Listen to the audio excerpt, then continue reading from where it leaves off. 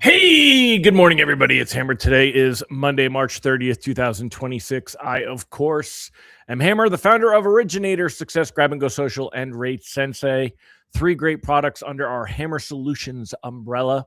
Be sure to check those out. Remember, you can join me live each and every weekday morning, 9:30 a.m. Eastern Time, except for tomorrow. I don't know what time I'm going in for sure, but it is supposed to be in the morning, so I am going to call it off early. I will not be going live tomorrow, going in for knee replacement. And it's just a little bit hairy when you're trying to do the live from the room. It's possible that I might surprise us and do it anyway, but I doubt it.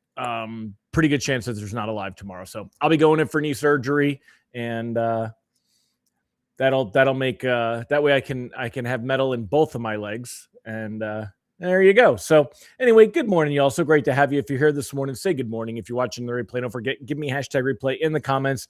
Let me know that you are here. If you would like a quick text alert that I'm going live so you don't miss a moment of the show, remember you can get on our text reminder list at hmmr.io/reminder or use this cool QR code over here. And we don't do anything nefarious with your information. We just use it to let you know that I am going live so that you can get on there. So if you didn't notice on the reminder text today, I said Ron Siegel was right. Where are you, Siegel? Is he on here this morning yet? I don't see his name on here yet, but I have not screened through here. Siegel said that Mondays have been good for bonds, and today is very much the same thing. So yeah, today we'll be talking about why is today good for bonds? What's actually changed? Why are we going to see better rate sheets this morning than where we left off on Friday? We'll give you the details on that. Talk about what is upcoming for this week, if there's anything expected to make any difference, and where we're going from here. And there you go. So that's what we're going to be talking about this morning. Let's go ahead and say hi to the live folks here this morning. Good morning, y'all. So many of you on, 21 so far.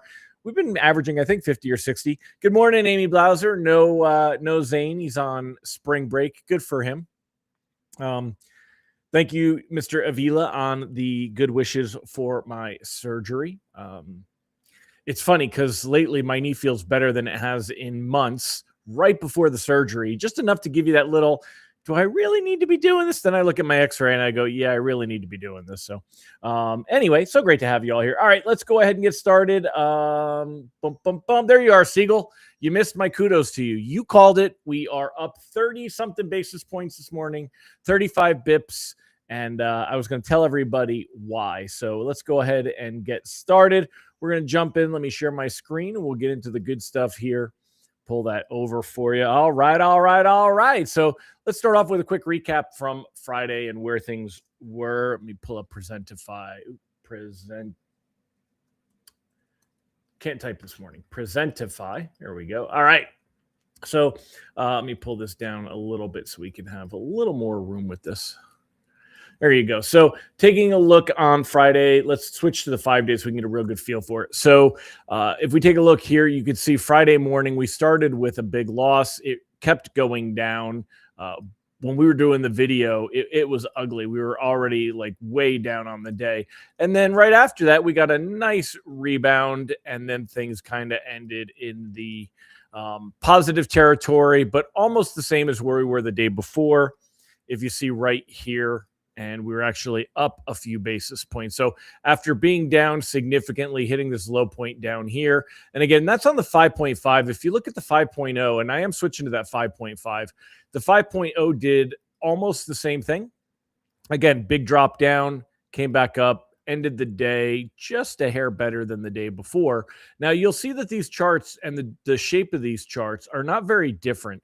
So why am I switching from the 5.0 to the 5.5? Well, this little star here means that, according to Matt Graham, that this is the most relevant coupon. However, when you look at pricing, in my experience, generally you're pricing at about 0.75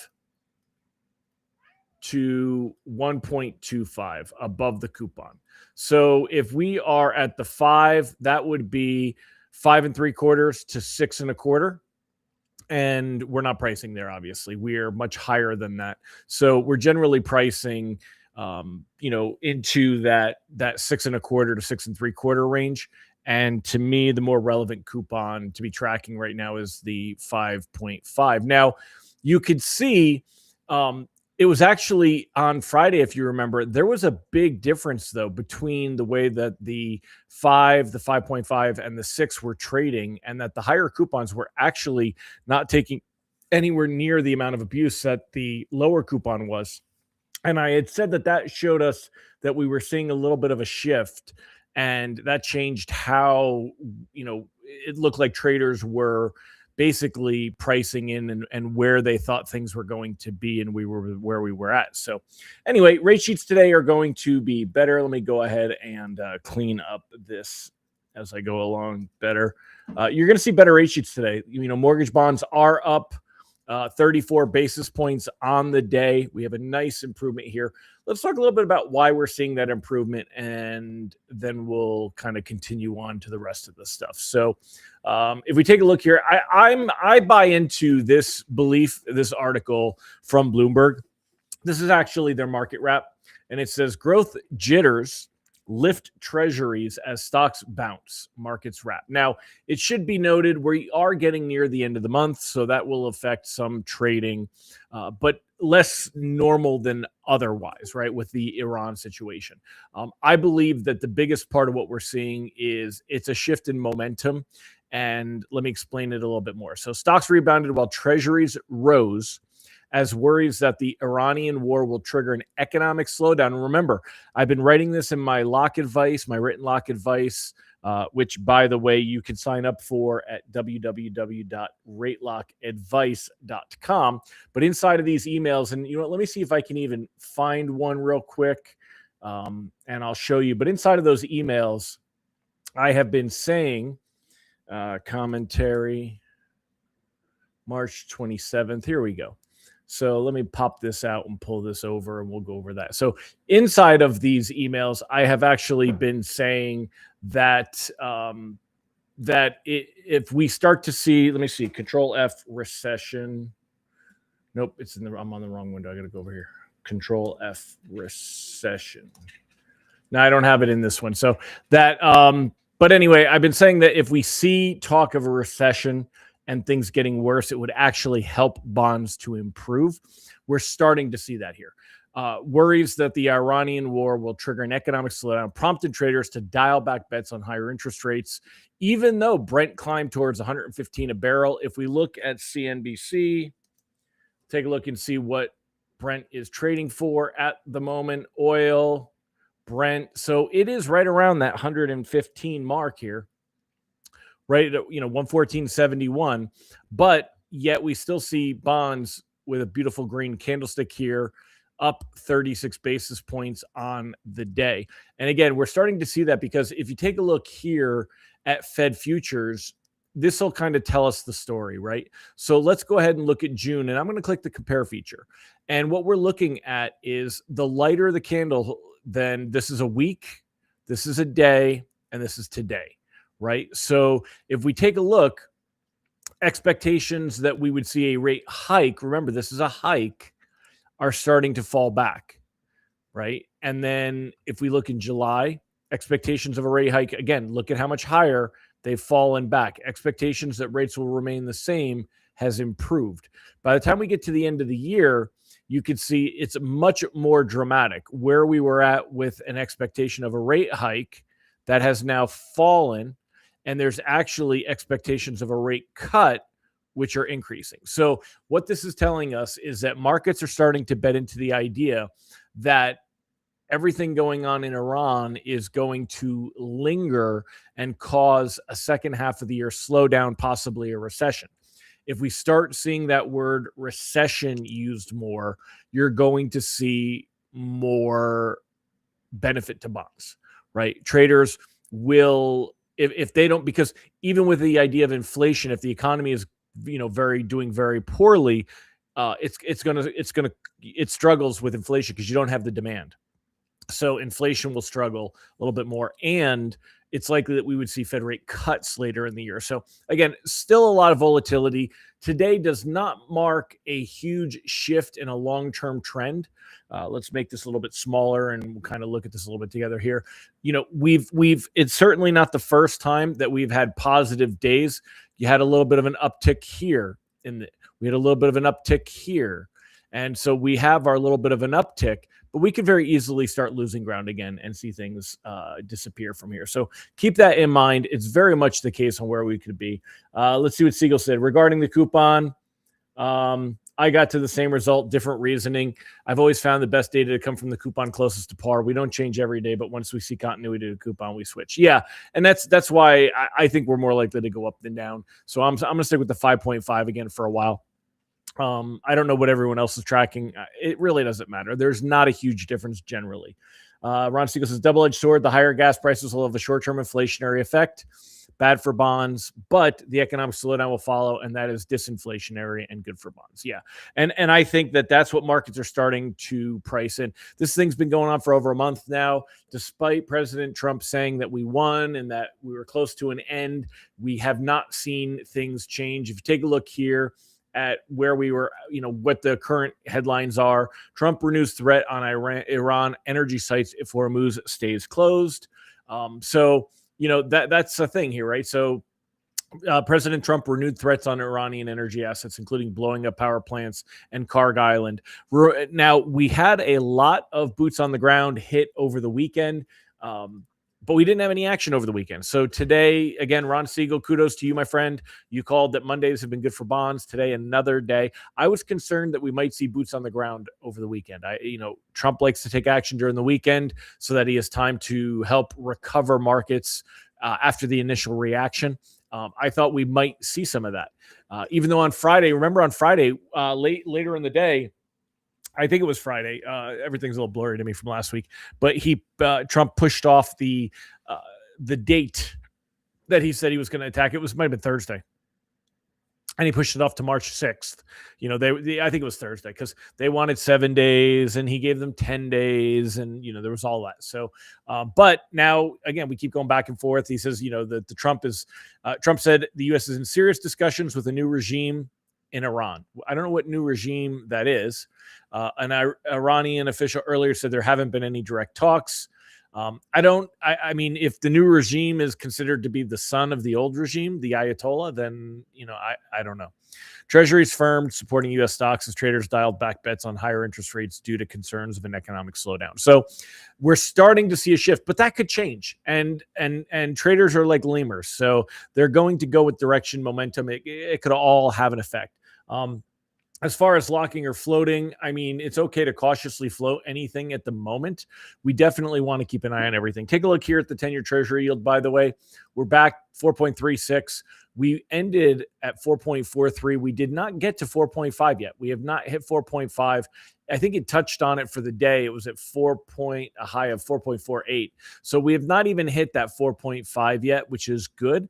The fact that we are down a little bit here, I'm going to move this to 1 month so you can kind of see that we dropped down here, but not anything huge. And then once again, we've seen a nice bounce here, this 35 basis point bounce. Remember that on Friday we actually ended the day improved. That's why we started lower. The green candlestick means we ended the day up here at the top of the body. It was improved.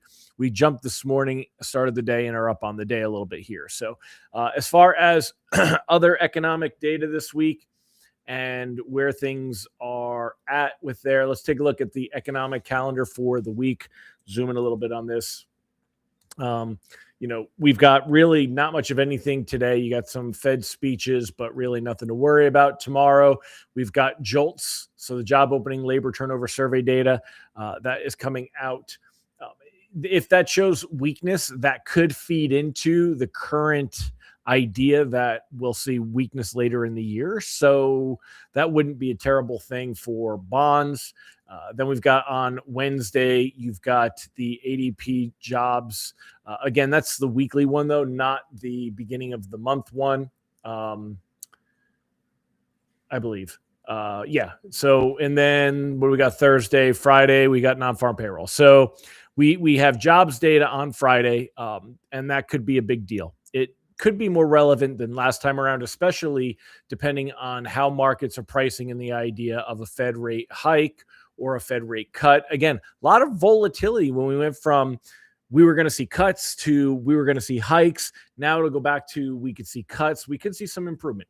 Overall, hopefully we're seeing rate sheets that are holding steady for at least the moment. I hate when I move that and then it does that weird thing. Let me move that over again for you so we can see those. There you go. So taking a look, I mean, again, we see it. I've warned you before, though. It's one step forward, two steps back. You know, we see things go up, then they improve. Remember, we were at 6.5, then 6.48, then 6.6, then now 6.5. So, but we're still seeing things move higher, and we absolutely can continue to see things move higher this week, depending on the reaction we get to all of that other data, if there's a reaction to that data.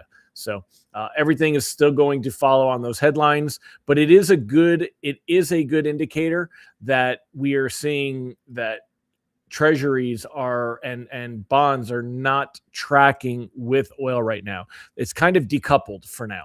So being up this high, we should be, if that were the direct correlation that we've seen in the past, we would be down on the day. Instead, it looks like markets have given up that this is going to hurt things.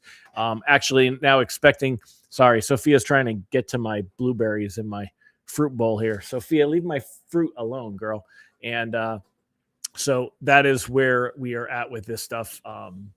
We'll see if it starts to recouple, if you will, and it starts to track. But so far, we're away from it a little bit. So, all right. Well, that's it for today. We got a lot to cover. Again, I do not plan on being live tomorrow.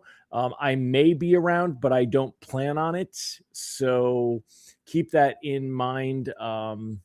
Where's my little thing to pop up? Where'd it go? Geez, girl. Yes, I know. It's Monday and you haven't seen me over the weekend, so now she's all in my face. Yes, I know. You're such a pretty girl. Lay down. Lay down and I'll pet you. There you go.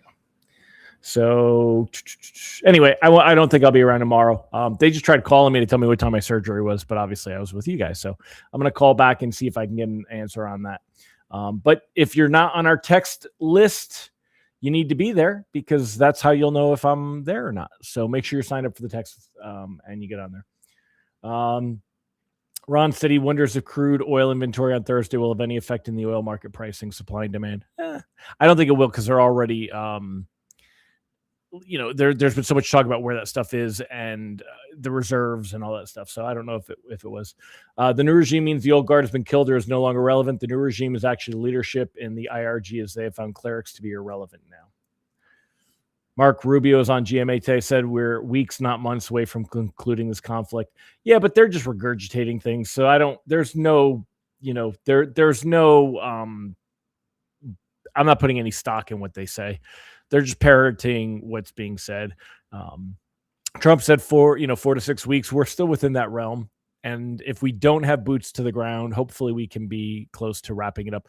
It looks like the U.S. wants to wrap it up, but we want to wrap it up, and with favorable terms. And that's, since you're going to go through all of this and we spent billions and billions of dollars, it makes sense to me to make sure that they negotiate favorable terms. So we'll see. We'll see where it all goes. So, all right, my friends, thank you for the kind wishes for tomorrow.